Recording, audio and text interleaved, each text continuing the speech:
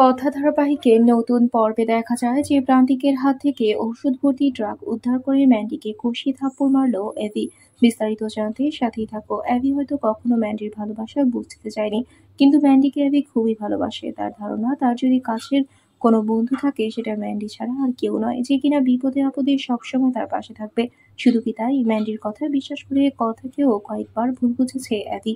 তবে দিনে দিনে অ্যাভি কথার কথাও বিশ্বাস করা শুরু করেছে। অ্যাবি বুঝে গেছে ম্যান্ডি অতি আবেগে কথাকে সবসময় দোষারোপ করতে চায়, তবে সেটা অ্যাবিকে ভালোবেসে সেজন্য।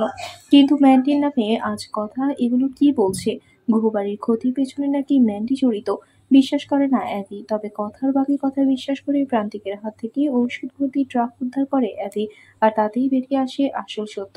শুধু মেজো কাকা বা কাকিমা নয়, এর সাথে জড়িয়ে আছে ম্যান্ডিও। তাই ম্যান্ডিকে থাপ্পড় মারে অ্যাদি আর জানিয়ে দেয়, থাপ্পড়টা দিলাম তুই আমার বন্ধু হয়ে প্রান্তিকের সাথে হাত মিলিয়ে গুহবাড়ির ক্ষতি করতে চেয়েছিলি সেজন্য।